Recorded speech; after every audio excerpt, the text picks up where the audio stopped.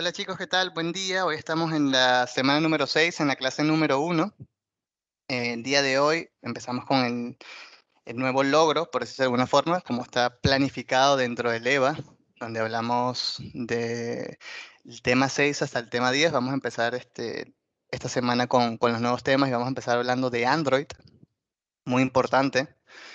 En general de nuestro entorno de desarrollo de Android, qué necesitamos para nosotros poder trabajar y digamos que qué ha sucedido o qué está sucediendo actualmente en el desarrollo de Android, ¿no? Digamos que en el tiempo ha cambiado muchísimo la forma en que se ha ido desarrollando aplicaciones desde hace un buen tiempo, aproximadamente hace 5 años, si vamos un poco atrás a la versión de Android 6, eh, o la versión del API 23, creo que es la Lollipop, me parece, que es la versión 6 si no me equivoco, o el Marshmallow, no estoy muy seguro cuál es el nombre de la versión, pero desde ese punto hacia acá han cambiado muchísimas cosas de forma de implementar los módulos de Android, qué librerías necesitamos utilizar como base para funcionar, digamos que cuáles son las clases necesarias que tiene Android por default que podemos utilizar, el tema de Material Design, se vino incrustando directamente en el desarrollo de Android. Previamente no existía Material Design como tal, sino se había como un pequeño concepto o diseño a la hora de nosotros poder desarrollar aplicaciones, pero no se tenía algo muy claro, como que un estándar preestablecido de parte de Android, ¿no? Hasta ese punto.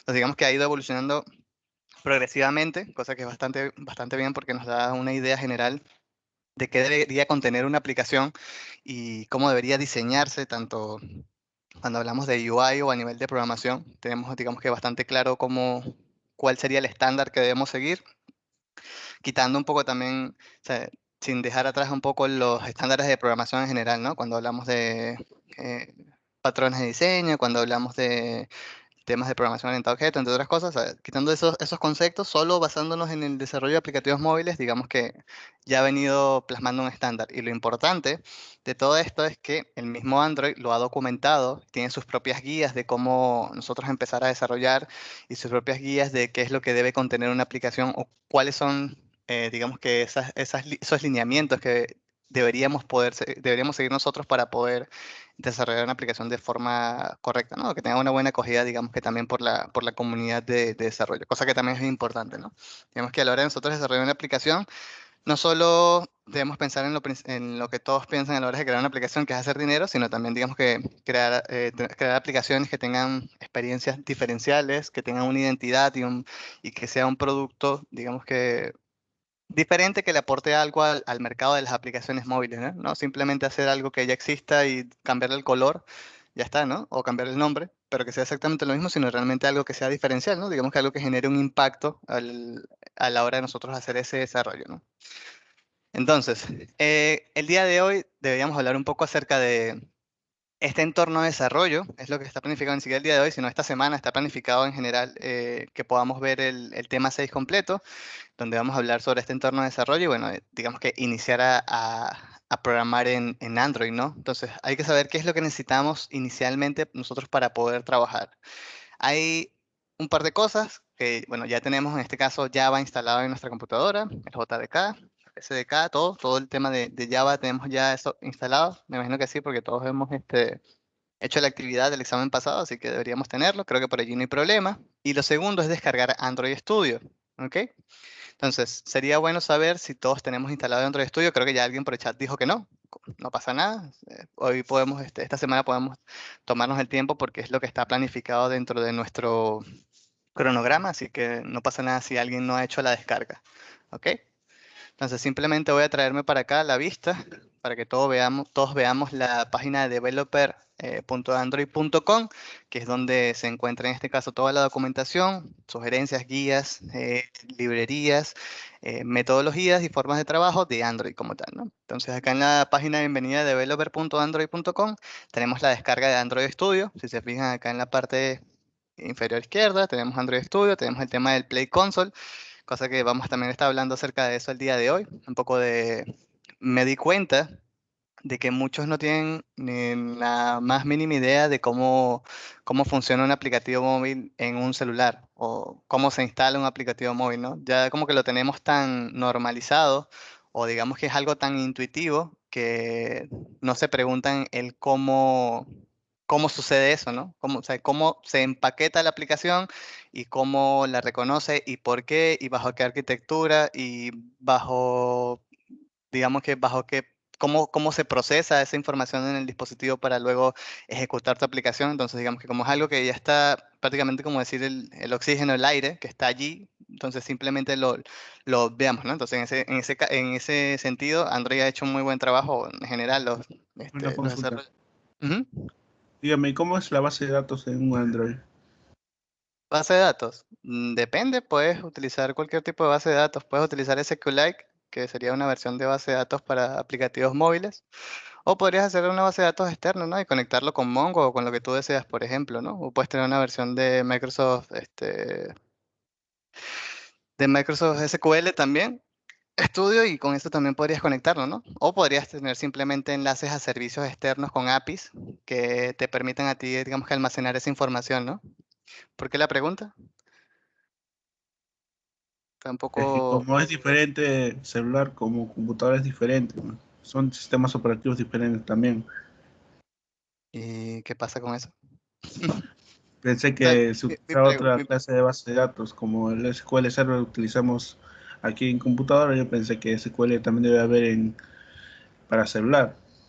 no hay una versión de SQL Server para mobile como tal, directamente una integración nativa, como se hace a nivel de servidor cuando tienes, por ejemplo, desarrollas un API, no es exactamente lo mismo, sino simplemente, digamos que hay una... Recuerda, esto es algo importante, por eso digo que, digamos que todo, como todo lo tienen tan intuitivo, no tienen como una conceptualización de qué es una aplicación como tal. Entonces yo creo que deberíamos ir, ahorita, luego de que hablemos de las herramientas que necesitamos, vamos a hablar desde lo más básico con respecto a una aplicación como tal, de qué es, cómo funciona, cómo se comporta, etcétera, etcétera, para que entendamos todos los conceptos bases antes de empezar a desarrollar. Importante, ¿no? Importante saber qué vamos a desarrollar y por qué y cómo funciona así, ¿no?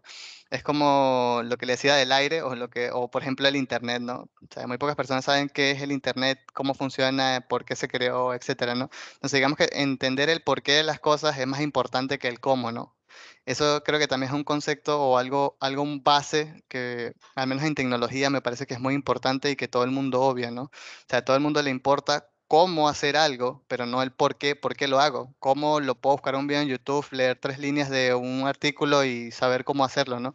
Pero lo importante es saber por qué estoy haciendo eso. ¿Ok? ¿Y por qué llegaron a esa conclusión a la hora de desarrollar eso? Creo que eso es mucho más importante del saber cómo hacerlo, porque cómo hacerlo lo puede aprender cualquiera, ¿no? Sin ni siquiera saber desarrollar ni nada, ¿no? Simplemente leyendo. ¿Ok? Si sabes leer, puedes aprender, básicamente, ¿no? Entonces, creo que vamos a tener que ir desde esas bases en adelante para nosotros poder empezar a desarrollar algo y tener una idea clara del por qué. Entonces, aprovechando la pregunta que hicieron, vamos a profundizar un poco más. Le decía, ¿no? Digamos que un aplicativo móvil tiene, tú desarrollarlo, no importa dónde lo desarrolles, si es en Android o para iOS, o si es un framework híbrido que te permite desarrollar para ambos, todo lo que tú desarrolles para alguna de las dos plataformas, o Android o iOS, se va a empaquetar, ¿ok? Digamos que la aplicación es como una entidad propia, es un empaquetado de toda tu aplicación y todo lo que contenga, ya sea librerías, ya sea una base de datos interna, ya sea imágenes, videos, lo que sea, que tú hayas metido dentro del proyecto, van a influir en el peso de la aplicación. Entonces, desde hace unos años para acá, no sé si se han fijado que muchas de las aplicaciones tenemos una versión light de las aplicaciones, ¿no? Por ejemplo, hubo un momento donde Uber sacó su versión light, Facebook, Instagram, creo que todas las, Messenger también creo, y grandes aplicaciones lanzaron la versión light de su aplicativo. ¿Por qué? Porque su aplicativo de forma base requiere sí, casi todos, ¿no? Requieren un montón de espacio para poder, digamos que meter todo el contenido de la aplicación. Digamos que el core de la aplicación necesita un montón de cosas para poder funcionar. Entonces, ¿qué sucede? Si tú quisieras meter, por ejemplo, no sé, imagínate un Netflix que no tenga servidor, sino que funcione todo en local. Imagínate eso. ¿Cuánto pesa una película de Netflix? Qué sé yo, en calidad 4K, ponte, no sé, 60 gigas. O sea, imagínate una APK o un app que pese 6 gigas, por ejemplo, o 10 gigas. Es una locura, ¿no? No tiene ningún sentido eso. Entonces, para ello se utilizan ya sea para cosas muy pequeñitas y muy puntuales, bases de datos internas, dentro del aplicativo, como es el SQLite, por ejemplo, o tenemos la versión de Mongo, que no recuerdo el nombre ahorita, que ya les voy a decir. Mongo Database Mobile, que no recuerdo cómo se llama, porque no está, es Real se llama, ya les voy a pasar cómo se llama, está acá. Es Real, ¿ok? Que es la versión mobile de MongoDB. MongoDB es una base, si no tenemos conocimiento, MongoDB es una base de datos no relacional, a diferencia de SQL, que es una base de datos relacional, que ya ese es otro concepto, saber qué es una base de datos, saber qué es una base de datos relacional y no relacional, son dos cosas totalmente diferentes. Y en este caso, MongoDB tiene su versión también para mobile, ¿no? En este caso, para que sea escalable y sea fácil de funcionar, ¿no? En este caso, utilizando Real. Diferencia entre Real y SQLite. SQLite es open source, es gratuita, se puede instalar en una librería, un módulo que te pueda generar, en este caso, esa base de datos de SQLite y puedas, digamos que, almacenar cosas mínimas dentro de tu aplicativo, ¿no? ¿A qué me refiero? Con algún estado en particular de, por ejemplo, eh, yo quiero mostrar una pantalla la primera vez que yo abra el dispositivo y la primera vez que yo me loguee, quiero mostrar cierta configuración, cierta pantalla dentro de mi aplicación. Ese estado de la aplicación yo lo voy a guardar, ya sea, podría guardarlo en el local storage de la aplicación, que es el local storage. El local storage es un espacio de almacenamiento que tiene en este caso todo dispositivo, ¿no? En este caso, el celular, el browser tiene un local storage y que te permite almacenar también datos allí. Entonces, si es una sola vez, lo vamos a almacenar en ese local storage y siempre y cuando esa persona no borre la aplicación o no limpie el caché de la aplicación, va a tener ese dato almacenado dentro del local storage. Entonces, si necesitas almacenar un montón de datos en el local storage, es posible que necesites una implementación de una base de datos, ya sea como SQLite. Entonces, SQLite te va a permitir almacenar ciertos valores en cadenas, en string o numéricos, objetos, arreglos, lo que tú desees. Podrías tenerlo como un objeto o un arreglo de objetos de configuración donde te permita a ti setear ciertas cosas. Por ejemplo, setear la configuración para mostrar artículos de temporada, si estamos en el mes tal, en el año tal, en el día tal, o no sé, de los 15 en adelante, del día 15 de cada mes en adelante, yo quiero mostrar este top 10 productos de mi aplicativo y todo lo tengo basado en algo local, ¿no? O tendría, por ejemplo, un estado de red que se valida cada vez que llega internet al dispositivo, valido el estatus de red y activo ¿para qué? Para que todo lo que se encuentre en el local storage lo suba yo a un servicio, a un API, a una base de datos, trabajando con el concepto de offline first. Sería todo en local y hasta que yo tenga internet, levantar toda la información a un servidor y almacenarla en una base de datos, podría tener algo como eso. O sea, hay un montón de cosas que se podrían hacer basándome en ese concepto que les acabo de decir. Entonces, eso sería si quiero una base de datos para mi aplicativo, pero no voy a tener una base de datos tal cual directamente o digamos que conectada de forma nativa, porque esa es la diferencia, ¿no? Digamos que en un aplicativo web, a la hora de tú desarrollas un API que se conecta con esa base de datos. Realmente la base de datos siempre solo es una hoja, un documento que contiene información, así que por sí sola no es una entidad, ni vive, ni sirve para algo, sino se implementa en algún lugar, ¿no? Entonces, la única forma de tú comunicarte a nivel nativo en este caso de servidor a servidor, si están en el mismo servidor, por ejemplo, cosa que no suele suceder, normalmente las bases de datos siempre están alojadas en una nube, en otro lugar, simplemente generas una conexión a la base de datos, te conectas y luego la integras de forma nativa, ya sea en C#, ya sea en .NET, ya sea en Node.js, ya sea en Python, en lo que quieras desarrollar tu API que consuma esa base de datos, ¿no? Está ahí tu documento para poder consumir lo que tú desees de esa información. Entonces, de esa forma podríamos tener información dentro de nuestro aplicativo. Otra podría ser en este caso teniendo un API REST o ya sea en otra arquitectura, un GraphQL o ya sea algo más antiguo con .NET, por ejemplo, C Sharp, que generes un API, en este caso que no esté basado en la arquitectura REST, podrías en este caso igual también conectar tu aplicación móvil haciendo una petición HTTP HTTP request, donde hagas la consulta y consultes cierta información de esa base de datos. Ahí en Android tenemos algunos módulos o paquetes disponibles que te permiten hacer integraciones con bases de datos directamente, pero no es algo recomendable. ¿Por qué? Porque las consultas de bases de datos son un poco pesadas para una red de un dispositivo móvil. Entonces, tú no vas a hacer que tu dispositivo móvil genere una conexión de base de datos si está en 2G, en Puno, montado en un cerro, ¿no? Básicamente no va a funcionar ni va a hacer absolutamente nada. Entonces, es importante tener una conexión a un API que tenga un API Gateway, que tenga, por ejemplo, N servidores, que lo tengas alojado en Amazon o en Google Cloud, pero que te permita a ti, digamos, que tener un montón de puntos donde te puedas conectar sin importar el lugar donde te encuentres para que esté lo más optimizado posible tu dispositivo, ¿no? En este caso, tu aplicativo. ¿Ok? Y bueno, así creo que llego a la conclusión de la pregunta con respecto al tema de las bases de datos. Ok, entonces, ¿en qué nos habíamos quedado? ¿Había algo más? Creo que estábamos hablando con respecto al tema de Android Studio. Entonces, tenemos acá la opción para descargar Android Studio. Tenemos el tema del Play Console, hablemos un poquitico también acerca de eso. Básicamente es la consola de administración de tu aplicativo, ¿ok? Es donde tú puedes subir tu aplicativo móvil a la tienda en este caso, ¿no? No va a subir directamente a la tienda, sino que va a pasar por un proceso en el cual va a ser evaluado. Por supuesto, tienes que pagar para poder hacer el registro de la consola. Creo que es $25. Vamos a ver. No recuerdo. Creo que este correo no lo tengo registrado. Creo que sí. Creo que son entre 25 y 80 y $100. Por ahí es. No recuerdo cuánto es el monto para abrir la consola. ¿Ok? Pero es entre 85 y 100 entre 25 y $100 que deberías pagar para simplemente registrar tu cuenta con ese correo de Gmail para que puedas tener una consola donde vas a poder subir. No te van a cobrar por subir cada vez un aplicativo, sino simplemente es el registro de ese correo para que puedas tener acceso a la consola, ¿no? Y ahí básicamente es donde aceptas todas las políticas que Google Play en este caso necesita para poder publicar tu aplicación.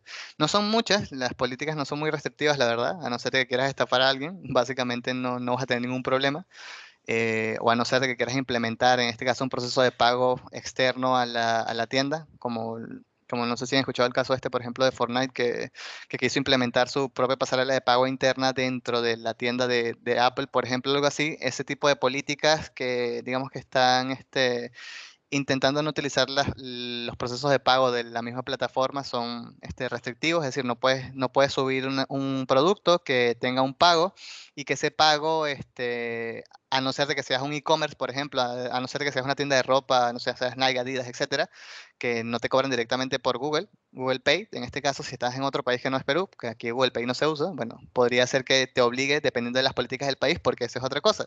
Dependiendo de tu publiques tu aplicación, tiene unas políticas diferentes según el país donde se haya generado, en este caso, esas políticas, ¿ok? Entonces Google tiene bien controlado ese tema.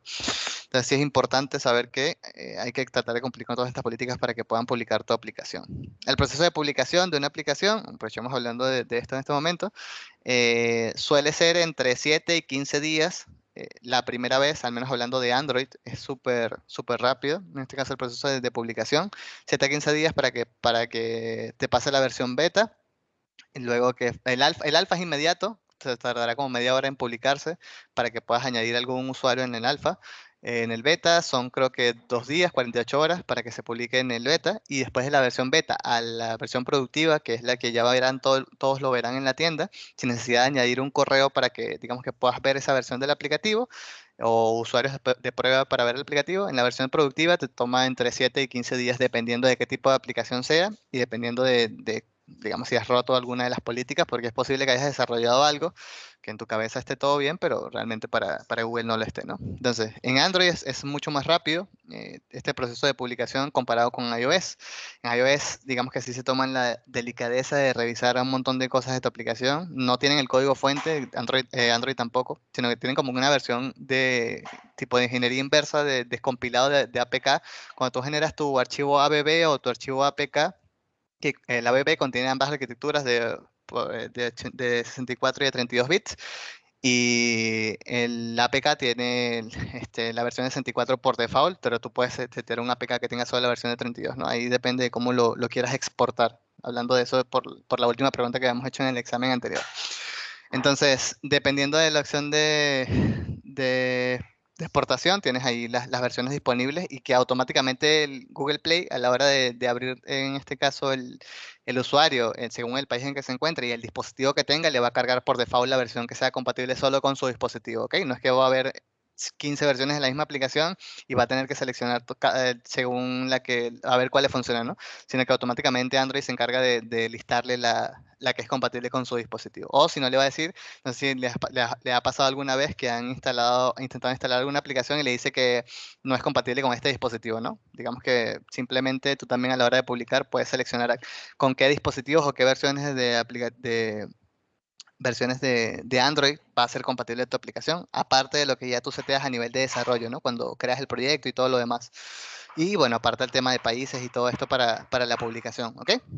Entonces tenemos todas esas opciones disponibles dentro de la consola, que bueno, que probablemente puede que veamos en algún punto durante el curso, ahí como un plus adicional para que se tengan una idea de cómo funciona, ¿ok?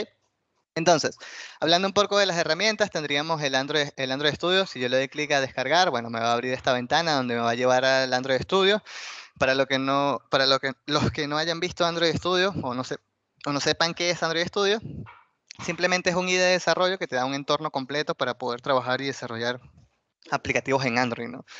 Entonces, si se fijan, pesa aproximadamente unos 950 megas.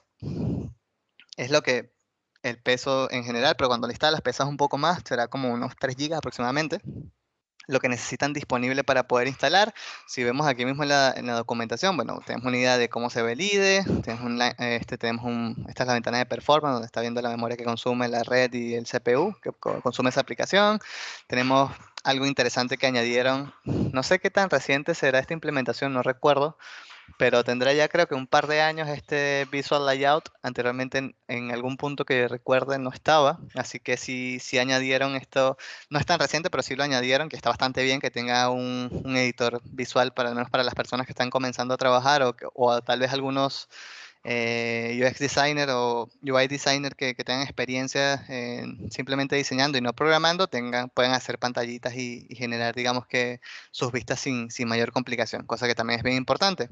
Otra funcionalidad que tiene interesante el Android Studio es el APK Analyzer, que era lo que les comentaba, ¿no? En este caso donde podemos tener, digamos que la idea de qué está generando un peso extra a nuestro APK cuando nosotros generamos el compilado para nuestro aplicativo y que vaya a ser instalado. Y también tenemos allí, podemos hacer lo que se le dice como una ingeniería inversa, básicamente, que lo que hace es que si tenemos un APK, hace como que un descompilado para que nosotros podamos ver qué contiene esa aplicación, ¿no? Entonces también esa es otra cosa que nos puede servir para entender un poco qué contienen ciertas aplicaciones y qué utiliza y entre otras cosas, ¿no? Cosa que también está chévere. Lo más importante del IDE, en este caso de Android Studio, es que tiene un emulador y el emulador funciona bastante bien. Anteriormente era un poco problemático este emulador de Android. ¿Y qué se hacía? Se instalaban emuladores externos, aparte, otras aplicaciones, se conectaban con Android Studio para que pudiera funcionar mejor. Pero digamos que Android ha hecho un trabajo excelente con su emulador y ya digamos que no consume tantos recursos como antes, aunque sí sigue consumiendo un montón de recursos, pero ya no consume tantos recursos como antes y tiene N funcionalidades disponibles. Ya tenemos un montón de funcionalidades disponibles para poder testear a la hora de nosotros desarrollar una aplicación, ¿no? En general, en cualquier cosa. Interesante también, bueno, que tiene en este caso el autocompletado inteligente, que nos ayuda un poco, digamos que a no matarnos un poco la cabeza a la hora de desarrollar y simplemente nos ayuda a autocompletar lo que estamos haciendo. Si generamos clases, generamos en este caso métodos y le hacemos su pequeño input-output de datos, vamos a tener, digamos que hasta inclusive podemos generar una documentación chévere a la hora de nosotros poder desarrollar y que sea todo muy intuitivo, ¿no? Entonces está bastante bien, ¿ok? Y bueno, funciona para trabajar con Kotlin, con Java y con C y C++, ¿no? Si necesitamos nosotros implementar algo dentro de nuestro Android Studio, ¿ok?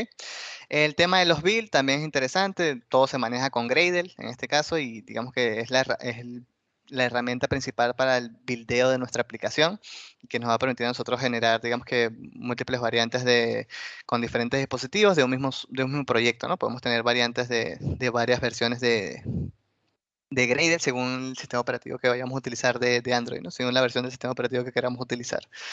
El tema de los profilers que les decía hace un momento, el tema del performance, podemos evaluar el performance de nuestro aplicativo, cosa que es muy importante. Cuando nosotros desarrollamos una aplicación, queremos que la aplicación consuma los menos recursos posibles, ¿no? Digamos que esta aplicación pueda ser utilizada en cualquier dispositivo, ¿no? No solo, no solo en nuestro dispositivo donde estamos desarrollando, sino para el público objetivo que nosotros desarrollamos esa aplicación, ¿no? Entonces, el tema del performance es creo que uno de los temas más importantes a la hora de nosotros desarrollar una aplicación móvil, chicos. ¿Por qué? Porque hay tantos dispositivos, pero N dispositivos de Android, de todas las marcas, y si empezamos con una compatibilidad bastante atrás nuestra aplicación, es posible que si te generamos una aplicación que consume muchos recursos, muchos teléfonos no la puedan ni siquiera ejecutar. Entonces es importante tener eso bastante claro a la hora de hacer nuestra aplicación.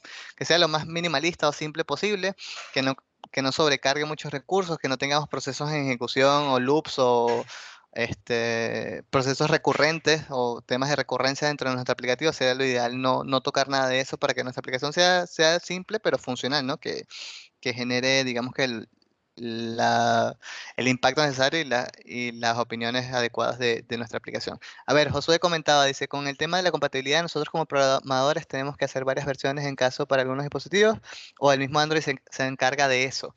A la hora de tú crear el proyecto, ahorita lo vamos a ver cuando creemos el primer proyecto, a la hora de tú crear el proyecto, tú vas a seleccionar digamos que la versión mínima del sistema operativo de Android en la cual tú quieres que se ejecute esa aplicación, ¿ok? Tú vas a indicarle cuál va a ser el mínimo coberturado. Por default, el máximo o el coberturado va a ser el último, la última versión de Android, ¿no? A partir de ahí, hacia la versión que tú le digas, la cual quieres que sea compatible. En este caso, se va a tomar siempre por defecto cuando descargas Android Studio, te descarga la última versión del API del sistema operativo, así que no hay que hacer nada. Pero hace 2 años, 2 años y medio, cuando salió la versión de Android X, sí fue un problema. ¿Por qué? Porque Android X vino a cambiar todo el paradigma de cómo se desarrollan las aplicaciones, todos los paquetes, los módulos, toda la compatibilidad que tenía inclusive con Java cambió muchísimo. Entonces, al cambiar parte del core de las librerías de Android y cómo funcionaban, el problema era si querías, por ejemplo, tenías una aplicación antigua y querías migrarla a una versión superior. O sea, si por ejemplo yo desarrollé hace 2 años, no sé, Facebook, por ejemplo, en full Android, la tendría allí. Y digamos, bueno, acaba de salir Android 10. Ahora lo que sucedía antes era que, bueno, descargo el API y se actualiza todo, ¿no? Te dices, ya está, ¿no?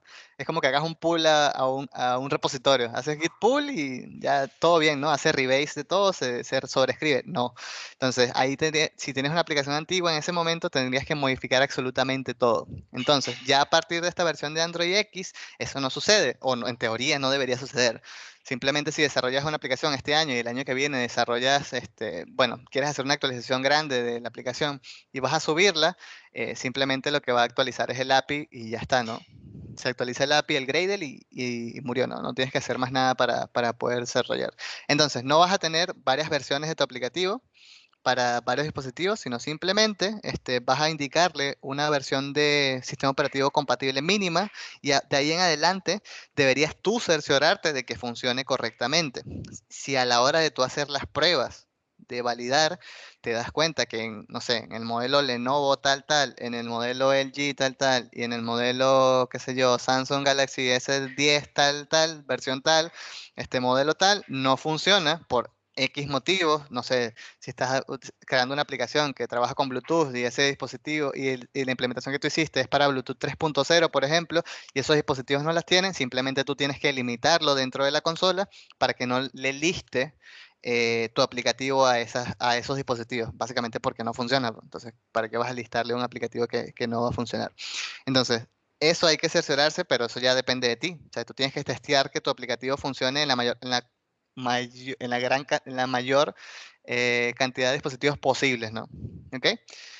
Hay simplemente equipos que no le importa, simplemente lanzan el aplicativo y lo he visto en aplicativos de banca, lo he visto en aplicativos de e-commerce que hacen eso, tienen aplicativos mobile o de banca sobre todo, acá en Perú ha sucedido un montón de veces, El ejemplo es Yape, algunas cajas, por ejemplo, el mismo BCP, que cuando lanzan las versiones actualizadas de su aplicación, lo testean en los dispositivos de los gerentes, supongo, nada más, pero cuando van a las masas, tienes ese montón de comentarios negativos dentro de la Play Store, que no me carga, que se cae cuando selecciono tal opción y tal, o que cuando intento acceder al mapa, la versión de mapas, que utilizaron el API solo es compatible, qué sé yo, de Android 8 en adelante y nadie lo testeó y se cae la aplicación, ¿no? Entonces no funciona. Pero eso, esa parte sí quedaría de parte del desarrollador o del equipo, desarrollador no, porque un desarrollador no desarrolla una aplicación, es muy raro que un desarrollador desarrolle absolutamente todo en una aplicación móvil, ¿no? A no ser que sea un emprendimiento, un proyecto pequeño, ¿no? Pero lo común es que tengas un equipo de desarrollo grande de entre 5 y, no sé, 60 personas, creo que es el equipo más grande que yo he estado desarrollando. Entonces va a depender mucho de eso, ¿no? De qué tipo de aplicativo vayas a desarrollar y qué tan complejo sea para poder probar todo lo que estás haciendo, ¿no? Lo ideal es que puedas testearlo absolutamente todo, ¿no? O llegar al alcance, el mayor alcance de pruebas posible. ¿Para qué? Para que tu aplicativo sea un éxito, básicamente, ¿no? Que no tengas problemas, a menos que los problemas sean por el diseño de tu lógica de negocio y no sea porque la aplicación no funcione, ¿no? Ya eso es otra cosa, ¿no? O que no funcione el esquema que planteaste, pero que tu aplicación funcione bien, que es lo importante, ¿no? Eso, al menos como desarrollador es lo que nos interesa. Ya está, chicos. Entonces, sería bueno que me confirmen si todos tenemos instalado Android Studio o si alguien tuvo alguna complicación a la hora de instalarlo, lo instaló, no funciona, etcétera, etcétera. Si hay algún comentario con respecto a eso, sería bueno para intentar ayudarlos, chicos. Profe, una disculpa. En sí, el Android le quiero instalar, pero cuando quiero instalarlo me da un error que sería el CDK. No me lo instalo con eso.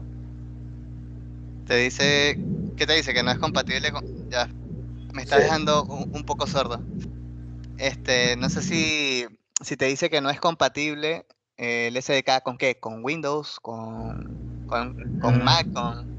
en sí cuando lo instalo, Ujú, no me instala en sí, no me instala, me dice cuando comienza la descarga y en un punto de medio de la instalación me ujú, manda un error que ujú. dice el CDK no es compatible, el package CDK no se instaló, tal. Ya, si puedes mandar por acá por el chat una captura sería genial, ¿eh? Ya, Ya, intenta hacer como que la reinstalación del SDK Manager y manda en el SDK Manager y mandas la captura a ver si lo podemos solucionar, ¿ok? Así para que todos podamos saber, digamos que tener este error corregido y que todos sepamos cómo solucionarlo, cosa que también es bien importante, ¿no? Saber si a alguien le ocurrió un error y si lo podemos solucionar entre todos mejor para que podamos trabajar tranquilamente, ¿ok?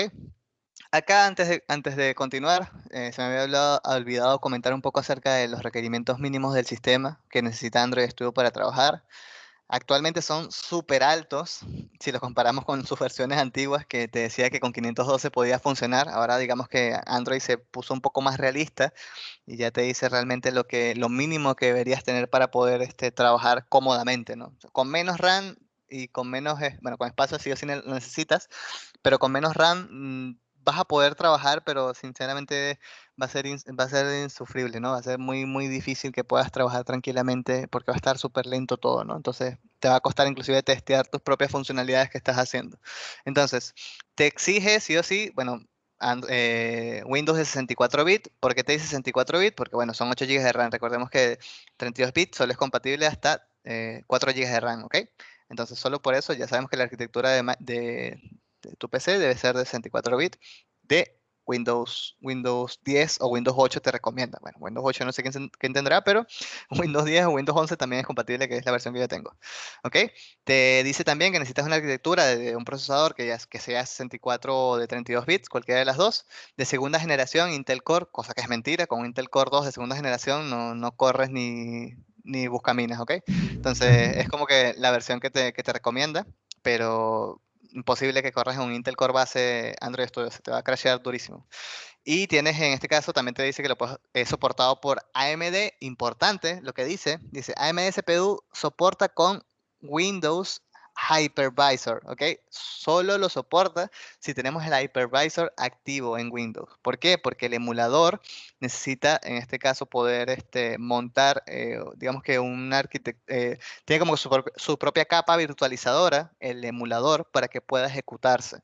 Entonces, Intel, por defecto, tiene en este caso, no me acuerdo cómo se llama, el Intel XD, creo que es XHD o HDX, algo así. Tienes un acrónimo. Ese acrónimo, digamos que ese Intel tiene ese hypervisor interno, ¿ok? El mismo procesador te genera esa capa virtualizadora y simplemente lo que hace es instalarse un driver para que se ejecute en esa capa, ¿ok? En cambio, AMD necesita sí o sí de hypervisor y activar en este caso la funcionalidad de virtualización para que pueda funcionar. Importante eso, chicos. Es una limitación de hardware.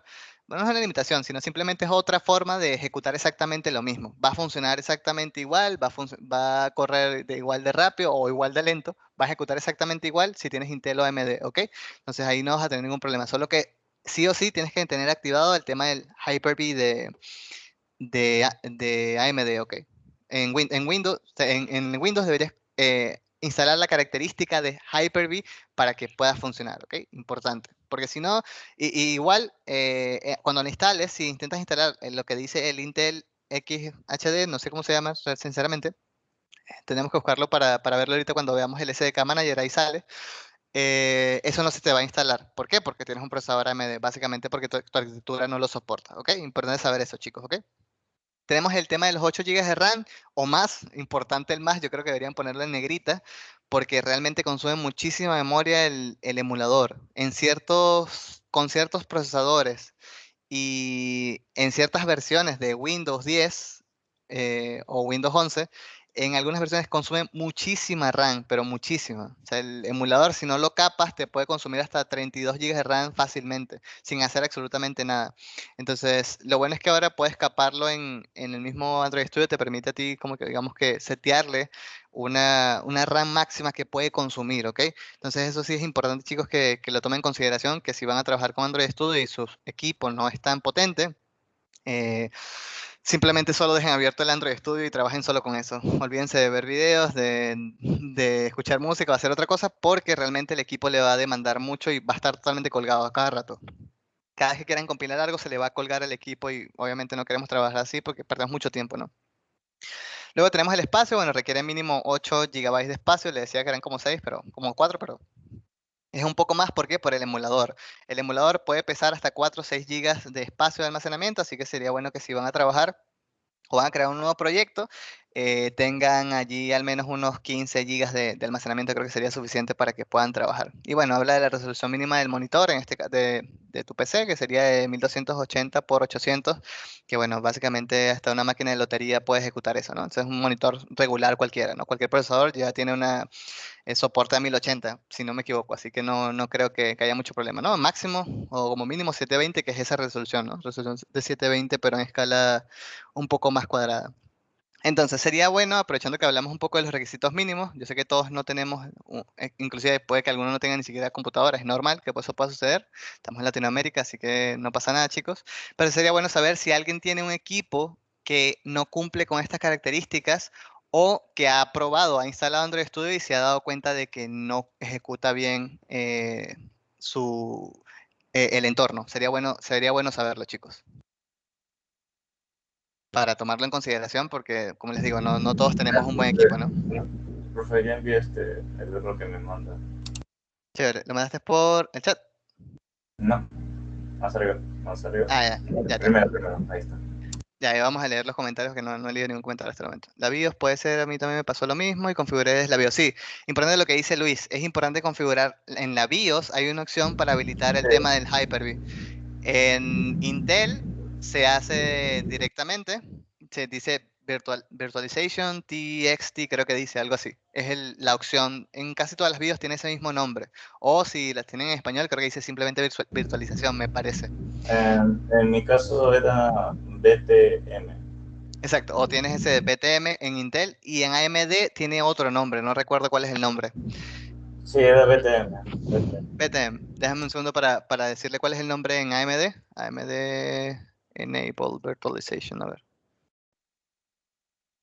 Para decirle cuál es el nombre exacto, porque en AMD sí es diferente. No es igual que en... Sí, es BTX. BTX, ya se lo pongo en el chat.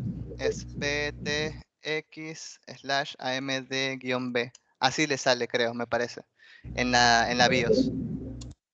Ya, eso lo tienen que activar, chicos, para que puedan habilitar el tema de virtualización que les comentaba hace un momento y que no les salga el error a la hora de instalar el SDK, el SDK para el emulador, ok. Vamos a ver, ¿qué más habían comentado? El Hyper ya está activado en su máquina. En mi máquina, sí, ya está activado. No, lo respondí por mí. Ok, ya está. A ver, hay un mensaje acá que dice The following SDK, no cell, Android Monitor Source. Sé que me salió la mitad de la descarga. Pero este error que está saliendo es si te fijas, es por un certificado de Java de SSL. O sea, es como que o es que no tienes espacio o es que no tienes permiso para que instale eso que está descargando. Puede ser. Porque el error no es de Android como tal. El error es de Java nativo. Y el error que te dice es SSL exception.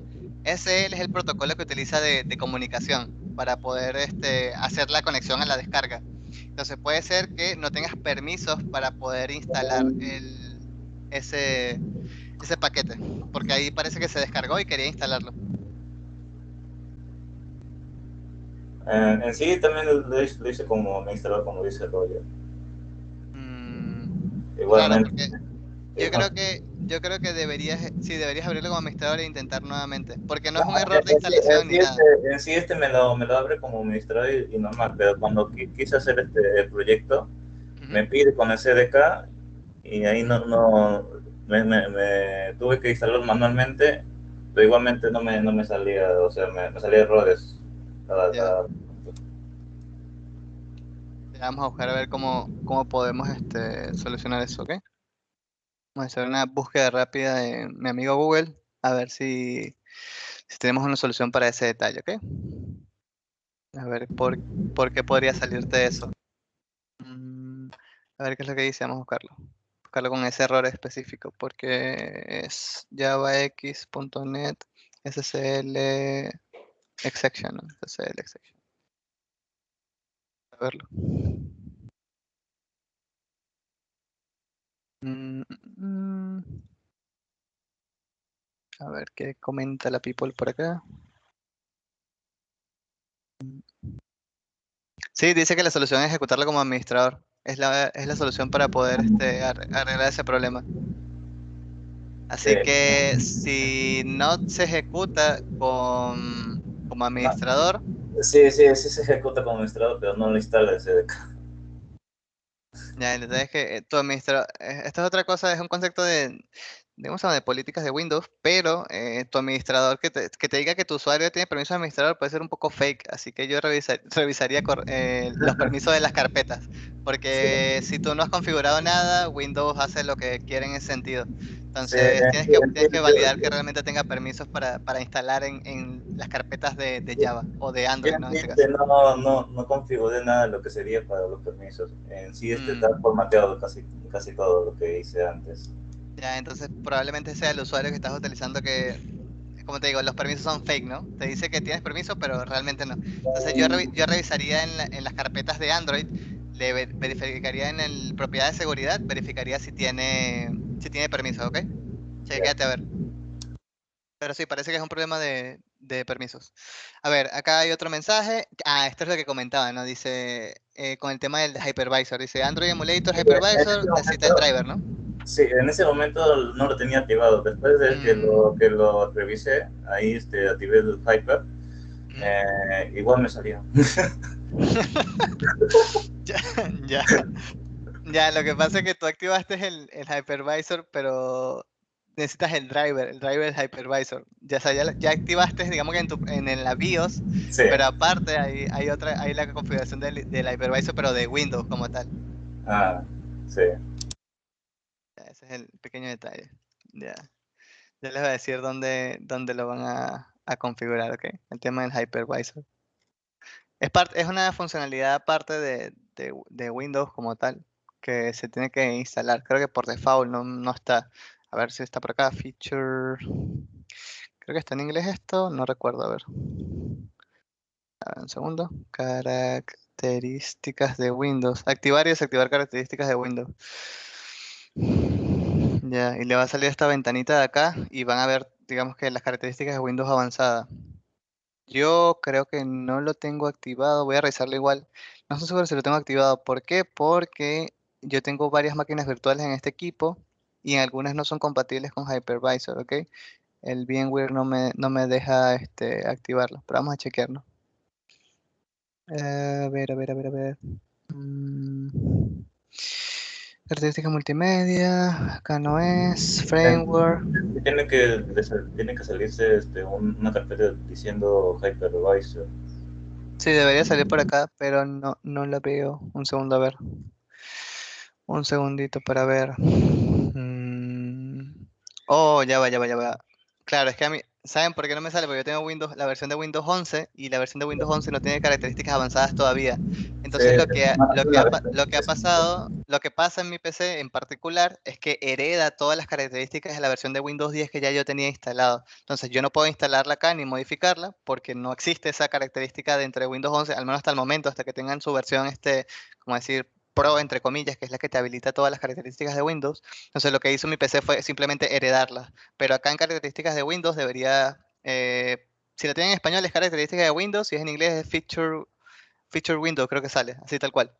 Eh, y le va a salir ahí la opción de Hyper-V, ¿ok? En estas carpetitas hay una que le va a salir que dice Hyper-V. Deberían seleccionarla y aceptar nada más. Lo que va a hacer es instalar, va a generar otra ventanita así, va a cargar, va a instalar y les va a pedir que reinicien el equipo, ¿ok? Entonces eso deberían activarlo para que funcione. Al menos en AMD es obligatorio, en Intel no es necesario. Ok, acá, bueno, ve aquí pasando una fotito Josué de virtualización activada. A ver qué más comentan. O sea, hacer lo que sucede en los procesadores AMD. No tiene nada que ver la generación baja. O sea, todos los procesadores son compatibles con virtualización hasta, no sé, los hace 10 años, 15 años. Sino simplemente tienes que activarlo nada más. Entra la BIOS activa, ¿qué más comenta? A ver. Profe, tengo una pregunta Ujú, cuéntanos. sobre el Windows 11. ¿Es recomendable y o sea, ¿es recomendable o no el Windows más 11? o menos. Ya, yo lo tengo instalado desde que salió, literal, la versión alfa, ni siquiera la beta, sino la alfa, cuando, como tengo cuenta de developer de Microsoft, me la pasaron hace tiempo, ya tengo como 6 meses utilizando casi Windows 10, más o menos, Windows 11. Y normal, la verdad, no tenía ningún problema en ningún sentido. Ni al inicio tenía problemas con Node.js, porque había módulos nativos de Node.js de la versión 12 que no eran compatibles, entonces no podía ejecutar Node en algunos casos. Entonces para eso lo solucioné simplemente teniendo el shell de Linux en Windows y ya está de Ubuntu. Y con eso lo solucionaba para ejecutar proyectos de Node. Pero después de hace un tiempo, hace como 2 meses, hicieron la actualización y ya todos los módulos de Node son compatibles. Y digamos que todo el core que utiliza, por ejemplo, Mongo y todas las bases de datos y otros entornos de desarrollo, de mismo React Native también, que habían algunos problemitas allí con compatibilidad, ya fueron solucionados. Así que por el momento diría que es recomendable. Yo lo siento bastante bien, es más cómodo, más simple. Si son una persona que no tiene mucho conocimiento de Windows como tal, a nivel general, o sea, de temas de configuración, de políticas, de temas de administración de Windows como tal, de usuario, si no tienen ningún conocimiento sobre eso, es perfecto porque les ahorra un montón de cosas.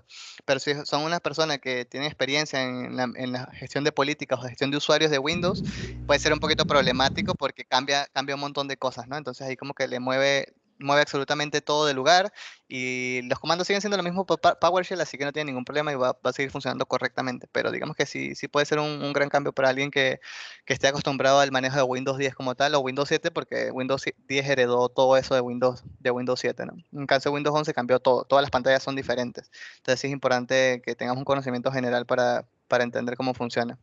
A ver, y sí, como dice ahí Cristian, está en proceso de actualizaciones. cada, no sé, 15 días aproximadamente veo que hay un paquete de actualización, más que todo son de seguridad, son pequeñas correcciones de seguridad y algunas de AMD también. Con AMD tiene algunos problemitas con ciertos procesadores de Ryzen, creo que es de 5 de la generación 2 y la generación 3, un par de modelos que digamos que tienen unos problemitas con el tema de cómo maneja el tema de los hilos y el procesamiento, pero hasta ahí nada más, no hay nada grave como tal que haga que tu PC explote básicamente, entonces no hay ningún problema. Por ahí Luis mandó una foto de una máquina de lotería de hace 20 años, de su BIOS, 2010 todavía, mira, que dice para activar el tema de la virtualización. Así que si se fijan que no hay problema si su equipo es antiguo o tienen una BIOS que es antigua, igual le va a salir la opción de virtualización. Cualquier equipo va a tener esa posibilidad, ¿ok?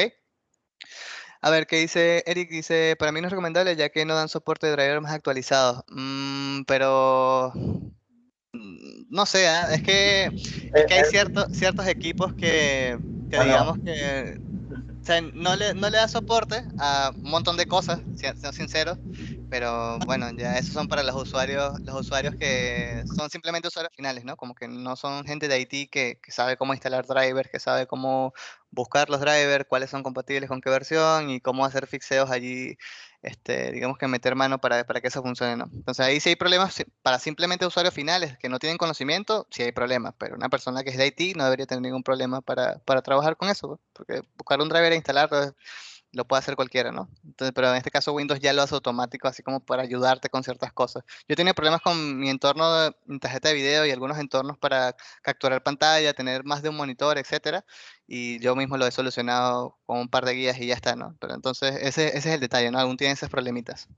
Ok, saliendo un poco de ese tema y del tema del equipo, veo que entre comillas nadie dijo que no tenía una computadora que no funcionara con esto, así que en teoría todos estamos, parece. Entonces tenemos, digamos que la posibilidad de poder trabajar, ¿ok? Eso sería por parte de Android Studio como tal, ¿no? Entonces, si yo me vengo acá a las guías, vamos a ir a plataforma, vamos a ver de qué habla o digamos que qué novedades tiene Android para mostrarnos a nosotros durante este año. Bueno, la versión más actual de Android es la versión 11, es decir, que, bueno, te va a permitir hacer algunas cositas nuevas, por ejemplo, el tema de cámara X, hay otras cosas ahí interesantes de esta versión de Android que está por acá. Digamos que comportamientos, temas de privacidad importantes han metido en esta versión. Y hay nuevas funcionalidades de temas biométricos, el tema del 5G también es bien importante, cómo se muestran los contenidos multimedia, el tema de los widgets que puedes utilizar, el tema de notificaciones, hay un montón de cosas que han cambiado, que están bien interesantes de cómo se comportan y cómo trabajan, ¿no? Tema de compatibilidad también, como dice acá, cómo migrar tu app a la versión 11, importante siempre que salga una nueva versión, chicos, muy importante, a entender y saber cómo migrarla a la nueva versión de esa aplicación. ¿Por qué? Porque digamos que si estamos apuntando a un target de usuarios muy alto, es posible que necesitemos actualizarlo lo antes posible. Pero si nuestro aplicativo es de las masas, digamos que las masas en general no tienen un promedio de dispositivos, tienen dispositivos promedios, no va a haber ningún problema, ¿no? Porque va a seguir siendo compatible y vas a poder tener algunas cositas, pero hay empresas que realmente se preocupan porque sus aplicativos tengan las últimas funcionalidades del sistema actualizado, ¿no? Cosa que también es bien importante, ¿ok? Veamos qué más hay por acá. Bueno, habla un poquito de los dispositivos que son que utiliza y aquí habla un poquito de la arquitectura bueno, en este caso de la plataforma de Android, ¿no? Cómo se comporta, el tema de internamente qué contiene toda una aplicación de Android, o sea, cómo funciona esto internamente, pero digamos que hasta este punto, bueno, tenemos los layers de audio, Bluetooth, cámaras, sensores, etcétera. Hay un montón de capas de hardware que nosotros podemos utilizar dentro de nuestras aplicaciones y es muy importante que sepamos manejarlas dependiendo de qué querramos hacer.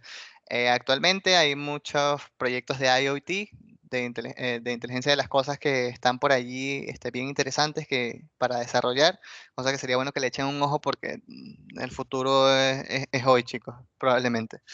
Tema de bibliotecas, bueno, lo mismo, compatibilidad con ciertas bibliotecas, creo que no hay nada más interesante por acá que comentar. Bueno, tema de juegos, si queremos desarrollar videojuegos, digamos que Android Game Develop tiene como que un kit completo de desarrollo para videojuegos, que es totalmente aparte de lo que nosotros vamos a ver. Nosotros vamos a ver cómo desarrollar en este caso solo aplicativos, no videojuegos, pero sí digamos que tiene una capa interesante que lo puedan revisar. Si aprendemos a desarrollar, este una aplicación normal, vamos a poder desarrollar una capa de videojuegos sin mayor problema también, chicos, ¿ok? Solo para que lo tengan claro, que por allí tampoco es tan diferente a cómo se desarrolla. Solo si queremos utilizar otro motor de desarrollo, que ya sería otra cosa, ¿no? Pero si hablamos de solo Android, vamos a poder hacerlo sin mayor problema, ¿ok? ¿Qué más tenemos para acá que podamos comentar?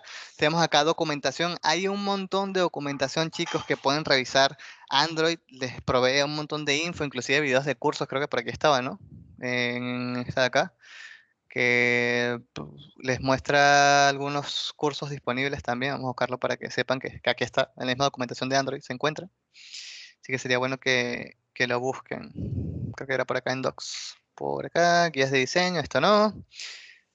Acá, curso de capacitación. Si van acá, deberían ver varios cursos, si se fijan. Tienen Kotlin avanzado, este es nuevo, Kotlin básico, conceptos básicos de desarrolladores de Java, desarrollo avanzado en Android, y bueno, esto para guías de programadores que nunca han trabajado con Android, cómo funciona, ¿no? También tienen el tema de los nanodegrees que tiene Coursera, creo que es que se llama, vamos a verlo. Creo que es Coursera. A ver si nos carga. Ah, no, es Udacity. Udacity tiene todos los módulos de Android Basics y tiene una certificación. Esto es totalmente gratuito, chicos, así que sería bueno que lo puedan hacer porque está bastante completo y está, digamos que relativamente actualizado este módulo, ¿ok? Y hay un montón de cosas. Tenemos de User Interface, User Inputs, Multiscreen Apps, tenemos temas de Network para trabajar con APIs, entre otras cosas. Esto sería bueno que lo puedan chequear porque va a ser muy útil a la hora de su progreso en el desarrollo de Android, ¿ok? Entonces, se fijan, tenemos material suficiente para nosotros poder trabajar y no darnos mala vida a la hora de desarrollar. Así que sería bueno que tomen un tiempo para poder revisar algunos cursos, chequearlos y poder trabajar tranquilamente, ¿no? Cosa que nos va a ayudar muchísimo en nuestro progreso de desarrollo. Ya está. Entonces, vamos a empezar yendo a Android Studio. Luego de tanto hablar, vamos a hablar un poquito acerca de en general qué contiene a la hora de tu abrir Android Studio. Te va a levantar esto. Creo que si es la primera vez, me parece, va a salir de como que una ventana para que configures el color de que quieres que se vea el IDE y si tienes, digamos que una versión anterior instalada, como que herede todas esas propiedades y ya esté todo configurado, digamos que por default te sale eso. Luego te lanza esta ventana. Y es donde te dice el tema de los proyectos, el tema de personalización. Ah, que está bueno, aquí está el tema de personalización, donde le dices qué tema quieres utilizar, que si quieres que se sincronice con el sistema operativo. Tenemos el tema de accesibilidad con respecto a las fuentes del IDE y al editor como tal, para ver qué tanto tamaño, de qué tamaño quieres que se vean, en este caso, los elementos de la pantalla. Tenemos también el tema de ajustes de colores. Bueno, si somos daltónicos, tenemos la opción del ajuste de colores. Y tenemos el mapeo. ¿Cómo queremos que mapee? En este caso serían las teclas de acceso rápido, el keymap. O sea, cómo queremos que las mapee. Si como Windows en general, si estamos acostumbrados a trabajar con Eclipse, que las mapee, digamos que tengan las mismas hotkeys de Eclipse, o de NetBeans, o de Sublime, o de Visual Studio. Dependiendo de cuál sea la que nosotros tengamos, o que hayamos trabajado más, podemos seleccionar, digamos que obtenga los mismos shortcuts que por default tienen esos IDEs, ¿ok? O esos editores de código. Y podemos importar también en configuraciones, también hay posibilidad de ver todas y acá en los plugins para instalar algunas cositas, ahorita vamos a hablar de eso, y de importar toda una configuración entera, ¿no? Por ahí creo que hay algún video probablemente en YouTube o tal vez en algún artículo por ahí en internet que te dé un JSON de configuración donde tenga todo ya, digamos que el setup perfecto para trabajar, por decirlo de una forma, ¿no? O digamos que contenga los mejores accesos rápidos, etcétera, etcétera, por ahí debe estar, lo puedes importar acá, ¿ok? Importante también eso. Tenemos también el tema de los plugins. Hay un montón de plugins para utilizar. Si hemos utilizado Bing, podemos instalarlo y hay un montón de cosas para lo que queramos utilizar.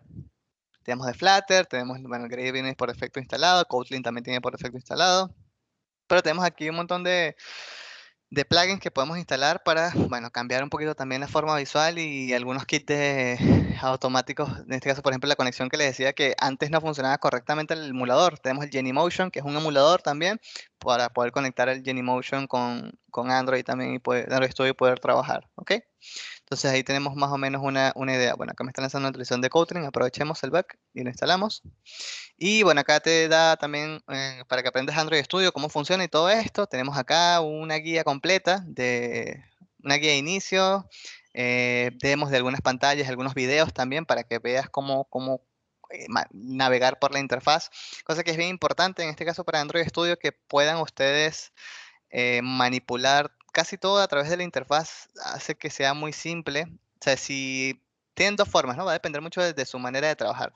Si están más acostumbrados a la fase gráfica, todo lo gráfico, es decir, darle clic a un botón, ir al menú, hacer tal cosa, esa forma es un poco más mecánica y hace que, digamos que a nivel de memoria, generes como esa memoria muscular para que sepas dónde se ubican todos los elementos que vas a utilizar a la hora de desarrollar. Entonces, esa puede ser una buena idea, o simplemente si tienes buena memoria, aprenderte todos los shortcuts, ¿no? Los atajos de Android Studio, que puede ser también bastante útil, ¿no? Va a depender de qué querramos hacer. Entonces, yo lo que voy a hacer es crear un nuevo proyecto. A la hora de tú darle clic a New Project, tenemos varias opciones para automóviles, para Android TV, para wearables, para relojes, y tenemos para tablet y para celular, ¿no? Entonces, podemos generar, digamos que por default, algunas cositas. Podemos generar un activity básico que contenga ciertos elementos, uno que contenga un button navigation, uno que tenga una composición vacía, uno que tenga una actividad vacía, que contiene un menú. Tenemos un full screen activity que genera una pantalla completa, uno que contenga una publicidad, un mapa, una vista de login. Tenemos también un menú con detalle, el tema de un drawer navigation, que también está interesante, que generes un drawer.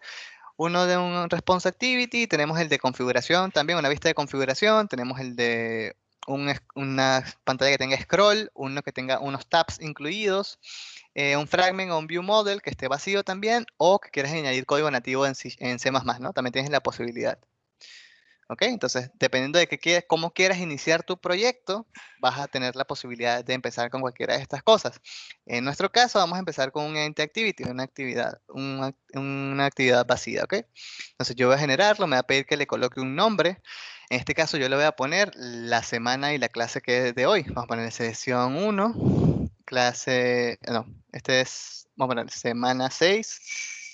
Vamos a poner aquí, sesión 1, semana 6, vamos a ponerle, ¿ok? Para que sea el nombre de nuestra aplicación.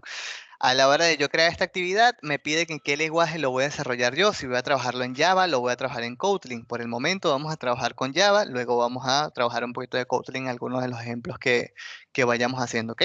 Y otra cosa importante que les decía, en este caso aquí me va a preguntar en qué versión de Android o de qué SDK mínimo de Android va a soportar mi aplicativo. Lo recomendable, inclusive el mismo Android Studio te lo coloca en la versión del API 23, que es la versión del 06, que era la Marshmallow. No sé si lo he dicho bien, no, yo he hecho la Lollipop, ¿no? Que era la 21. Hasta el año pasado te recomendaba la versión 21, ya no. Porque, bueno, la versión 20, te dice que si por ejemplo tú seleccionas una opción, te va a decir cuántas aplicaciones corren aproximadamente en esa versión de ese dispositivo, de todos los usuarios de Android que tiene, que son billones de usuarios, ¿no? Entonces, ahí simplemente lo dejamos con la opción que nos dice, que es el API 23, actualmente es la mínima soportada recomendable. ¿Por qué? Porque en el 84% de todos los dispositivos del mundo, que son en 700 mil millones, no sé cuántos serán, va a ejecutarse tu dispositivo, entre comillas, ¿no? Se va a ejecutar. ¿Ok? Te va a preguntar que si quieres el soporte legacy para las librerías de Android. Yo le voy a decir que no, no importa, y simplemente voy a darle finish. ¿Ok? Con eso he inicializado mi proyecto. Entonces, esta es la vista principal que me va a generar, en este caso, Android Studio. Vamos a esperar que buildee el Gradle y la configuración del proyecto general. ¿Ok? No sé si hasta el momento tenemos alguna pregunta, alguna duda, chicos, antes de continuar. Profe, en sí, en crear este proyecto en Android, te pides instalar el Gradle, pero a mí no me le importa. Ahí es donde sale el error, ¿no? Justo ahí. Sí, Ya, no me instala el Gradle. ya, entonces, una recomendación para ti, yo creo, es que desinstales el Android Studio de Windows, desinstálalo por completo, borra los procesos que están ejecutándose de Android Studio, reinicia la computadora, enciéndela, vuelve a descargarlo, capaz se descargó mal, inclusive es posible que se haya descargado mal el installer, eso puede pasar, cualquiera le puede pasar eso, o a veces se puede corromper simplemente el archivo y lo vuelves a instalar. Y ahí haces el segundo testeo. Si ya ves que no funciona, entonces tema de tu usuario. Yo probaría en crear un usuario nuevo en Windows y probarlo allí, porque parece que es tema de permisos. Entonces, o puede que, como te digo, el archivo esté corrupto. Eso puede pasar. O sea, que vayas a instalar algo, le diste next, next, next, pero en alguna de esas procesos de instalación está corrupto un archivo o no tenía permisos específicamente para instalar en cierto punto de Windows y se te va a crashear y se va a salir cualquier error que random, que simplemente no vas a saber por qué está pasando, ¿ok? Eso puede suceder y es normal. Entonces, eso es lo que te recomendaría para que soluciones ese problema, ¿ok? Igual, bueno, después de la clase lo revisas con calma y cualquier cosa ahí nos comentas al interno a todos para que todos vean la solución de tu caso y así si a alguien le llegase a suceder eso mismo, bueno, le cuentes tu experiencia para que todos podamos solucionarlo sin mayor problema, ¿ok? Pero sí he tenido problemas así para instalar alguna herramienta en particular, no sé, cuando instalaba Git o instalaba alguna versión de Node.js o quería cambiar la versión, me pasaba algo parecido y es molesto, pero es tema de Windows. Es mismo Windows con las políticas que genera automáticamente. Cada vez que actualiza, cambia las políticas y puede que haya denegado alguna política de tu usuario. Es algo que puede suceder. ¿Ok? Ya está, chicos. Entonces, si se fijan, tenemos acá ya inicializado el proyecto. Tenemos nuestro boilerplate por default de Android. Vamos a ver qué contiene, ¿ok? Acá en Projects, esta carpeta de acá, no sé si sale abierta por defecto, creo que no. Si le damos clic acá, te abre la carpetita del proyecto y puedes verlos de diferentes formas. Puedes ver el proyecto entero, puedes verlo como un paquete, puedes ver los archivos del proyecto, puedes ver lo que se va a un entorno de pruebas o un entorno productivo y puedes ver, digamos que todos la fuente de todos tus archivos, ¿ok? Puedes ver a detalle eso. También puedes ver la consola, abrir otros archivos también. O ver solo los archivos que están abiertos dentro de esta sección de carpetas de project, ¿ok?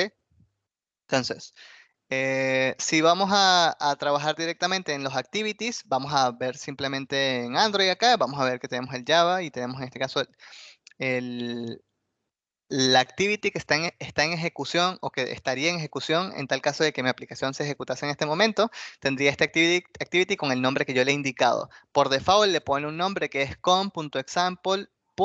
El nombre de la aplicación, bueno, el nombre del proyecto que yo le asigné a la hora de crearlo, ¿ok? Ese es el nombre por defecto, eso se puede cambiar y no pasa nada. Entonces, ¿qué contiene esto? En este caso genera el paquete, el nombre del paquete, le genera una actividad compacta y en este caso tiene el bundle de Android para poder funcionar. Simplemente lo que hace es crear una actividad que lo sobrescribe con un layout. Ese layout se encuentra en este caso dentro de, acá en este Android Manifest XML, tenemos aquí, digamos que lo que hace, ¿no? ¿Qué es lo que hace nuestro aplicativo? Bueno, básicamente lo que hace es levantar el layout que hemos indicado, que es ¿qué nombre tiene? El Activity Main se llama. Ahorita lo vamos a revisar y veamos para que vean dónde se encuentra. Lo levanta y simplemente lo que hace es lanzar la aplicación, ¿no? Más nada. ¿Ok? Entonces, si yo me voy a Project, voy a ver, digamos que ya más a detalle, voy a ver la carpeta del proyecto donde está ubicada, voy a abrirlo y voy a tener aquí un poco más a detalle, donde voy a ver el tema de la configuración de Gradle, qué dependencias por default está utilizando, en este caso el Maven Center y Google, y bueno, tienes ahí el JCenter también está colocado, aunque dice que va a estar removido pronto, dice se va a remover el JCenter, entonces ahí sería importante si tenemos algún proyecto que esté con eso, bueno, chequear por qué va a ser cambiado, probablemente por un módulo de Maven adicional o capaz el mismo Google lo absorba y lo coloque, ¿ok? Es posible. ¿Qué más tenemos por aquí? Las propiedades locales, de dónde se encuentra la dirección del SDK que yo he instalado. En este caso normalmente se genera en el usuario, en el nombre de tu usuario, appdata local Android SDK. Esto de acá se configura cuando se instala Android Studio, se configura por defecto, normalmente en el appdata, y aquí es donde suele generar este problema de permisos. Normalmente cuando quieres hacer algo, si no tienes permiso para instalar algo en el appdata o en local, muere tu instalación, muere tu configuración porque necesita permiso sí o sí para acceder a esta carpeta. Entonces es importante. Tenemos acá el archivo del Gradle, bueno, qué hace el Gradle internamente, cómo se comporta, su archivo de configuración de propiedades de Gradle. En este caso que soporte el Android X, importante, y que haga el Jettifier. Este tema de Jettifier lo que hace es convertir automáticamente todas las librerías de terceros que usan Android X, ¿ok? Todo lo que usa Android X, lo que hace es convertirla, lo que hace es como transpilarlas y, digamos que interpretar esos módulos de Android X a la hora de hacer el build de la aplicación, ¿no? A la hora de construir el aplicativo para que funcione. El tema del build Gradle también tenemos acá los repositorios que utiliza, acá las dependencias, si queremos añadir una dependencia de terceros, por ejemplo, añadirle el módulo de Play Service, el tema de los mapas, tema de algún soporte de un módulo para la cámara, o para el Bluetooth o cualquier otra cosa, podemos colocar acá el tema de las dependencias. Y de ignore, ¿para qué? Para cuando creemos nuestro repositorio, que ignore todas estas carpetas y estos archivos que son importantes y que no queremos que se publiquen en nuestro repositorio. Ya tiene uno por default, o lo crea automáticamente. ¿Qué más tenemos por acá? Vamos a hacerlo todo. Tenemos en el tema del Gradle, bueno, tenemos el wrapper properties, qué propiedades necesita en este caso para hacer en este caso el CP o el wrapper de nuestra aplicación. Aquí le podemos también añadir otras propiedades si nosotros queremos. Sería cuestión de ir leyendo la documentación, qué más podemos añadirle. Y por último, bueno, tenemos aquí el tema del Gradle. La versión que utiliza mi equipo es la del 7.0.2 en particular.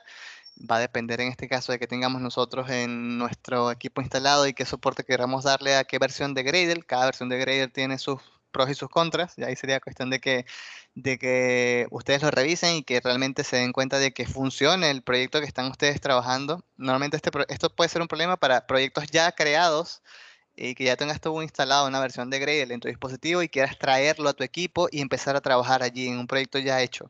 Ahí es donde puedes generar problemas. ¿Por qué? Porque ese proyecto puede que tenga solo soporte específico para una versión de Gradle o haya sido desarrollado solo para que sea soportado por Gradle 0.2, por ejemplo, 0.22, etcétera, ¿no? Entonces, dependiendo de eso, puede ser un problema para ti empezar a trabajar en un proyecto ya creado. Para un proyecto nuevo no importa porque por defecto te toma siempre la última versión y ya está, o la versión estable o recomendada. Y inclusive cuando estamos generando el proyecto se fijan que es como un boilerplate automático que ya me genera todos estos archivos. Entonces digamos que yo no seteo casi nada, entonces por default lo genera Android Studio, ¿ok? Entonces ahí no va a ser un problema. Vamos a hacer otro comentario por allí, chicos, antes de continuar. Que se puede agrandar la letra del código. Sí, cuando empecemos a codear la agrandamos, todavía no hemos empezado. Ya está. ¿Qué más tenemos por ahí, chicos? Tenemos también, bueno, la carpeta de ideas, que es básicamente esta capa de Android. Bueno, Android Studio como tal, el IDE, absorbió comportamientos del Intel ID como tal. Entonces está basado en Intel ID también. Entonces, como está basado en ello, tiene también su capa de configuración de Intel ID con todo lo que se puede generar, ¿ok? Entonces ahí vamos a tener un montón de cosas para configurar y tener nuestro workspace y configurar lo que nosotros deseamos de nuestro editor, ¿no? Y que queremos mostrar y que queremos ejecutar de Java, etcétera, etcétera. Tenemos un montón de cosas allí. Entonces, eso también es configurable en ese sentido, ¿ok? Pero automáticamente nos genera la carpeta ya con una cierta configuración previa, ¿ok? Luego, importante, tenemos la carpetita de apps, que es donde tenemos las librerías adicionales. Tenemos nuestro source con nuestro aplicativo, que está en este caso en el main. Y también tenemos por acá el build Gradle, que el build Gradle nos habla un poquito acerca del SDK en el cual se está compilando nuestra aplicación. Tenemos en el app Application ID, tenemos el nombre de nuestra aplicación, tenemos la versión mínima que hemos seleccionado previamente y a cuál versión nosotros apuntamos para que salga la aplicación. Este target SDK no tiene nada que ver con el min SDK, pero sí, obviamente, el target debe ser superior al mínimo soportado, ¿no? O sea, si desarrollamos para la versión, estamos en la versión 30 y licenciamos como mínimo la versión 23, por ejemplo, no podemos colocarle el target versión 22 hacia abajo, ¿no? Solo es la única limitante, ¿ok? Pero el target siempre va a ser superior, en este caso, al mínimo soportado que queremos que nuestra aplicación funcione. También tiene un versionamiento, importante el tema del versionamiento para la hora de nosotros publicar nuestra aplicación. Debemos empezar con un versionamiento atómico, es decir, de la versión 0.0.0.1 en adelante, ¿no? Puede ser atómico en ese sentido, 0.0.1, la siguiente 0.0.1.1, si queremos que sea así de atómico, o podemos hacerlo como nosotros queramos, 0.0.1, por ejemplo. La versión, no sé, alfa es esa, 0.0.1, después 0.0.2, así hasta el 10, entre comillas, cuando llegue 0.0.1 puedes ponerle y así sucesivamente. Hay un montón de nomenclaturas para tú empezar a versionar tu aplicación, entonces sí sería bueno que lo revisen para que entiendan cuáles son los tipos de nomenclatura que existen y cuáles quisieran ustedes implementar dentro de su aplicación, ¿ok? ¿Qué más tenemos acá? Los tipos de buildeos. Por default vamos a tener el release, pero podemos colocar el release y el test por acá también. Y también, no sé, digamos que dependiendo de qué tan grande sea nuestro proyecto o de qué tanta sea la comunidad que nosotros necesitamos asegurarnos de que realmente nuestro aplicativo funcione correctamente, podemos tener un montón de versiones de buildeo de nuestra aplicación. Inclusive podemos tener, por ejemplo, un buildeo de nuestra aplicación para pruebas locales, un buildeo para nuestras pruebas de usuario, de testeo público, por ejemplo, que tenemos un equipo que se va, no sé, al centro de Lima y va a testear la aplicación, qué sé yo, no sé. O va a una conferencia y quieren una versión específica solo para esa conferencia para mostrar ciertas cosas nada más, sin necesidad de tocar todo el código, simplemente generando un tipo de build, podemos hacer eso. Indicarle la ruta donde se encuentra, qué configuración va a tener, si queremos que sea súper ultra mega comprimida la versión, que esté, digamos que al peso mínimo posible, como para demostrar que la aplicación con poco almacenamiento tiene una buena ejecución, etcétera. No sé, podemos meter un montón de configuraciones acá en este tipo de builds o que acceda por esto, más que todo también se utiliza para las variables de entorno. Es decir, que si nosotros tenemos un entorno de pruebas y un entorno de desarrollo, la base de datos de pruebas no es la misma de producción, por ejemplo. ¿Ok? De desarrollo no es la misma la base de datos de producción o no es la misma el archivo de configuración de nuestra aplicación para cuando estamos en local nosotros, que tenemos todo desbloqueado, que probablemente no necesitemos permiso ni acceso a nada, sino dejemos todas las pantallas libres que no tengan ningún bloqueo de, no sé, de un token o algo, nos podemos configurar para que en este caso en pruebas tengamos esa configuración, por ejemplo. Y eso nos va a servir muchísimo para poder trabajar, ¿ok? Este tema de los builds, dependiendo de qué tan grande sea el proyecto, puede ser muy útil tener diferentes tipos de builds según el caso que nosotros necesitemos, ¿ok? Tenemos también el tema de las opciones de compilación, que básicamente nos dice desde dónde, cuál es la raíz de los archivos, la fuente de los archivos, en este caso que va a ser la versión 1.8 de Java, y cuál es el target de nuestra compatibilidad de nuestra aplicación para que funcione, ¿ok? También tenemos algunas dependencias, en este caso es la dependencia de los módulos que tenemos por allí, el módulo del layout, el módulo de pruebas unitarias, con JUnit. Sería bueno que revisen también un poquito acerca de pruebas unitarias, cosa que está bastante bien. ¿Por qué? Porque cada funcionalidad que nosotros desarrollemos debería tener una prueba unitaria. Sería lo ideal, ¿no? O digamos que en un proyecto serio se consideraría prioritario hacer pruebas unitarias conjunto con el desarrollo, ya sea implementando una modalidad de trabajo, ya sea TDD o BDD, que son, digamos que, metodologías de trabajo para desarrollo de funcionalidades en proyectos. Podría utilizarse una metodología de trabajo en ese sentido, o podría simplemente, luego de haber desarrollado tu funcionalidad, de haber dejado todo listo y ya tengas, digamos que, y hacerle una prueba a tus componentes para para comprobar de que, digamos que tienen el comportamiento esperado en tu aplicación, van a tener el comportamiento que tú esperas, ¿no? Entonces ahí, digamos, para que tengas algún testeo de esa funcionalidad a nivel de desarrollo sin necesidad de que alguien haga una prueba end-to-end, ¿no? Prueba directamente en el aplicativo, cosa que también está bastante bien y te ayuda a coberturar o a mitigar ciertos riesgos a la hora de tu desarrollar, ¿ok? Dentro del main que tenemos el Android Manifest XML, que era lo que les decía hace un momento, que es donde está levantando en este caso la actividad de nuestro proyecto. Tenemos acá también los recursos en el REST. Tenemos el tema de los dragables, donde tenemos que el icono, en este caso de nuestra aplicación, y los fondos que va a utilizarse para nuestra aplicación. Dependiendo de qué dispositivo sea y dependiendo de qué tema tenga por defecto el sistema, puede tomar un fondo u otro. Todo esto es configurable para que nosotros le coloquemos un icono a nuestra aplicación, ¿ok? Tenemos el tema de los layouts. Los layouts, bueno, podemos generar N layouts, y se fijan acá me abre la ventana de diseño. Tenemos el layout principal, que en este caso, para este ejemplo, vamos a ver, contiene un Hello World, me parece. Vamos a configurarlo acá. Contiene un Hello World en el medio y bueno, acá esta vista de diseño tiene un montón de herramientas, si se fijan, un montón de tools por acá y un montón de opciones. Esto lo vamos a ir revisando con calma, chicos, porque necesitamos entender cómo funciona esta interfaz y qué hace cada una de las cosas, qué hace si yo selecciono acá y muestro un margen o muestro el margen, si le quito el tema de los constraints o no le pongo constraints. Todos esos detalles hay que verlos con calma para que entendamos cómo funciona y qué significa cada una de las representaciones que nos está generando esto acá. ¿Ok? Sí, es bien importante eso para comprenderlo. Entonces tenemos el activity, tenemos el minimap por acá.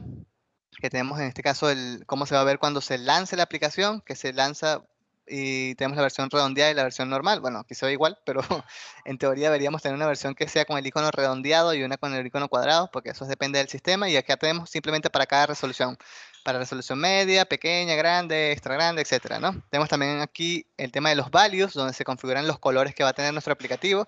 Yo puedo setearlo ¿para qué? Para luego seleccionarlo desde la parte de diseños. Puedo absorber, digamos que esta data, estos recursos. Tenemos algunos strings ¿para qué? Para configurar variables de entorno. Aquí tengo el nombre de la aplicación. Yo si quiero utilizar el nombre de la aplicación o mostrar el nombre de la aplicación en algún lado, puedo utilizar estos recursos, con estos recursos, estos valores en estos strings, yo puedo asignarle a los elementos es alguna propiedad, ¿no? Entonces aquí yo podría poner, por ejemplo, el nombre del aplicativo, la versión del aplicativo, podría poner, qué sé yo, el nombre del tema general, podría colocar allí, no sé, ¿qué otra cosa se me ocurriría por ahí colocar? Podríamos colocar un estado en particular cuando carga la aplicación, o sea, podemos montar un montón de cosas allí, ¿no? Entonces, tendríamos esto para simplemente absorber variables de entorno para nuestro proyecto.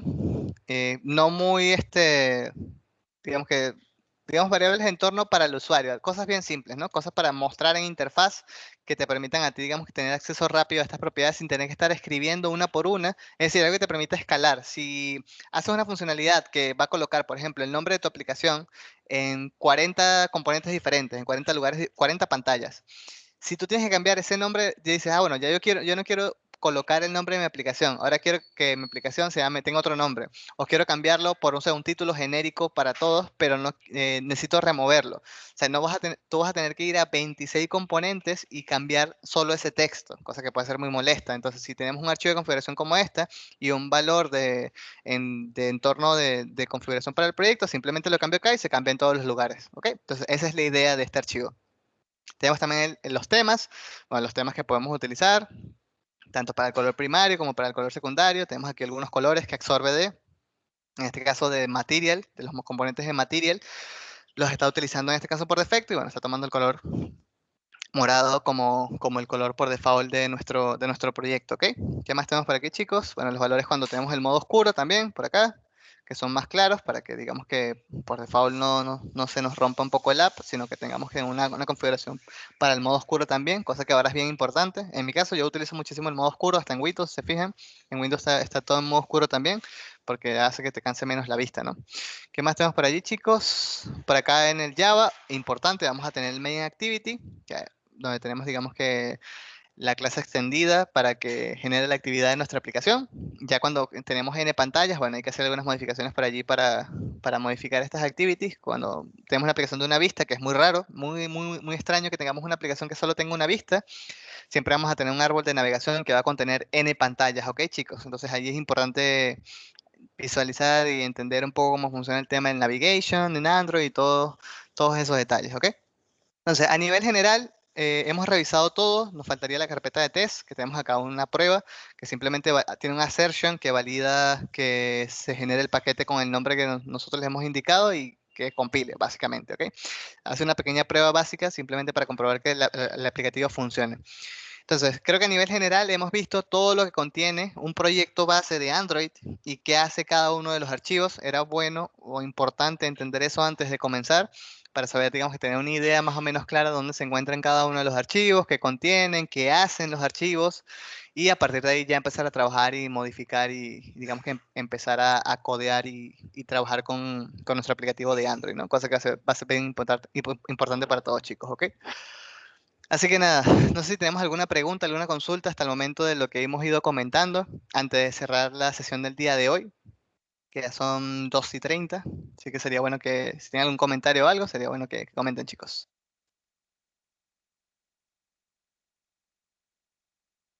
A ver, por ahí John comentó, profe, ¿cómo ver un proyecto de Android ya existente? Fácil. Vamos a cerrar el proyecto acá. Si ya lo has abierto, te va a salir acá, si te fijas, como acceso rápido, pero yo puedo abrir simplemente un proyecto. Le doy Open. Y voy a buscar a la carpeta de Android. En este caso, por ejemplo, miren, yo tengo un proyecto de React Native que tiene su versión de Android. Entonces yo simplemente puedo abrir el proyecto de React Native y abrirlo acá, la carpeta entera de Android, la ejecuto. En el caso si es un proyecto de Android como tal, ya tiene su carpetita genérica. que es la carpeta entera, digamos que absorbe el proyecto como tal. Puedes abrir una carpeta o puedes abrir el proyecto entero. Va a depender de qué configuración sea. En este caso, porque es un proyecto de React Native, pero si fuese un proyecto de Android, vamos a buscarlo. Están en Android Studio. Vamos a buscarlo.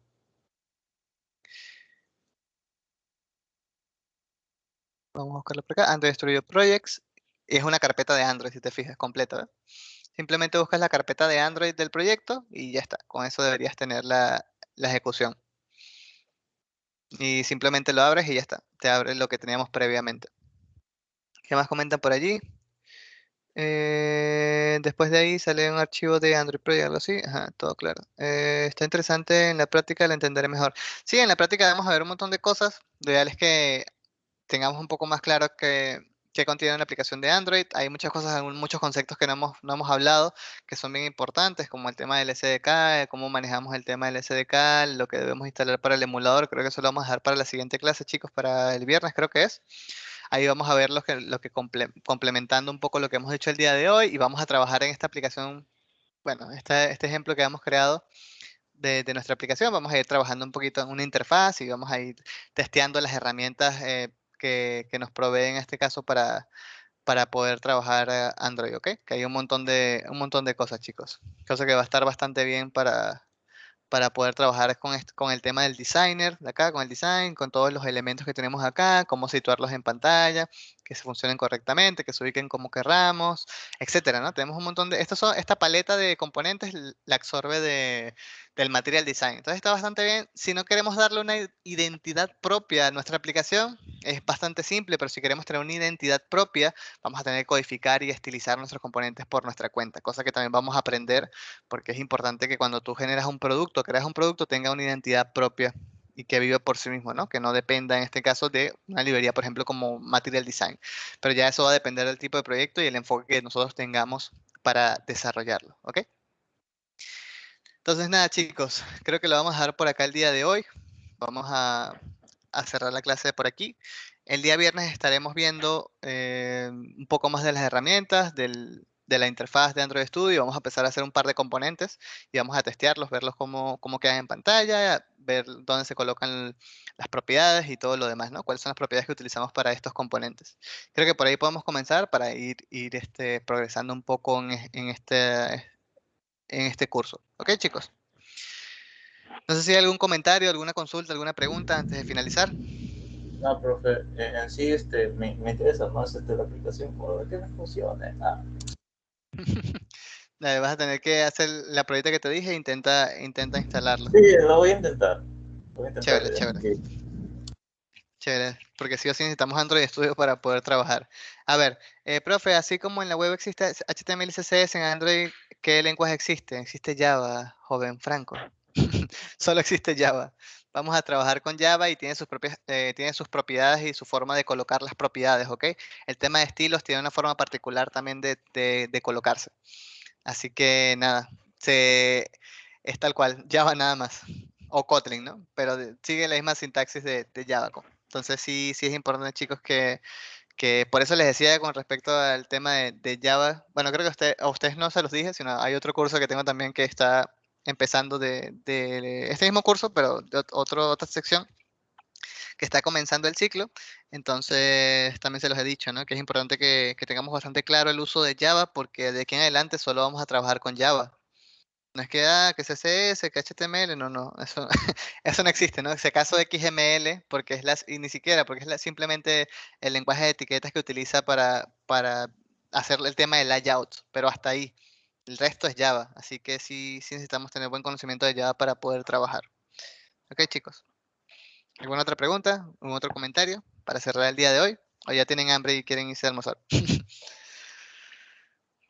Las dos cosas, profe. Las dos cosas. Creo que ya estamos entonces, chicos. Entonces no los molesto más. Creo que por acá dejamos la sesión del día de hoy. Recuerden, nos vemos el día viernes. Traten de ingresar a la hora. Bueno, voy a ingresar temprano, así que me parece bastante bien. Así que nada, chicos. Nos vemos el día viernes. Cuídense y que descansen. Que tengan buen provecho también. Nos vemos, profe. Cuídese. Igual, cuídense, chicos.